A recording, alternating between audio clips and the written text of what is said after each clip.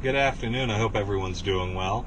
Nick Denson here on a beautiful Sunday afternoon on Cape Cod. It's just shy of about 850 degrees outside, which for a bearded, chubby man is entirely too hot. So I'm hiding in my van with the AC running. Pat had asked me to do a quick video for Victory as far as my experience and opinion on charging when working for the veterinary clinic or the veterinary hospital. And unfortunately, there's not a formula I can give you as far as, multiply your base rate times X to get the answer. But what I will tell you is figure out how many horses you'd normally see in a day.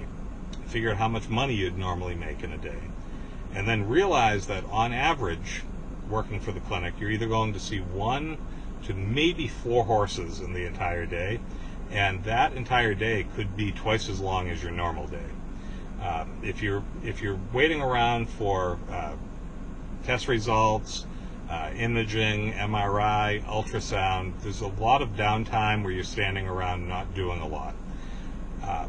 If it's a situation where you've referred your own client to the veterinary clinic and you're accompanying them there to do the work, that's a vastly different scenario than if the clinic has called you to come in to meet with a horse and a client that you don't know, possibly with an unknown lameness where there'll be extensive diagnostic tests done and you really have no idea what you'll be doing for a shoe because you really have no idea what the pathology is going into it.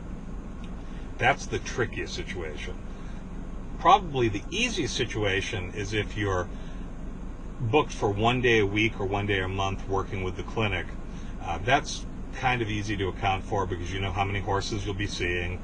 Usually you'll have a pretty good idea of why they're there and what's going on with them, and you can take your normal daily rate and break it down amongst X number of horses that you know are coming in. But make sure at the end of the day you don't lose money working for the clinic. And a lot of people say, well, it's great experience, it's great exposure. Experience and exposure are wonderful, but they don't pay your mortgage. You're investing a significant amount of your day to be sitting around for a good portion waiting on other people to finish up what they're doing. Just make sure that you charge accordingly.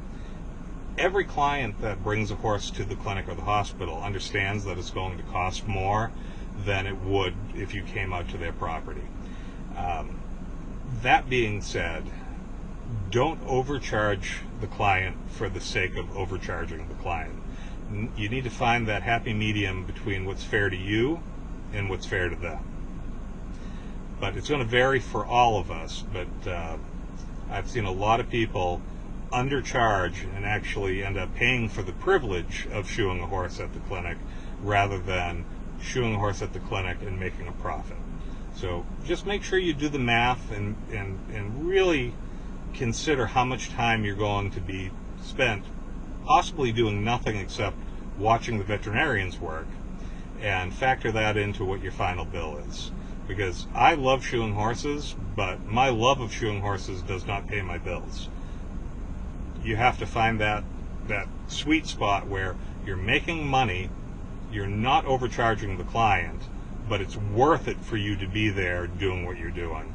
And at the end of the day, you will make more money shoeing sound horses outside of the vet clinic or the hospital than you ever will exclusively working on lame horses, and your body will last longer.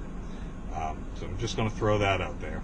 And I hope everyone has a great evening and a great week coming up. Happy hammering, and stay safe out there.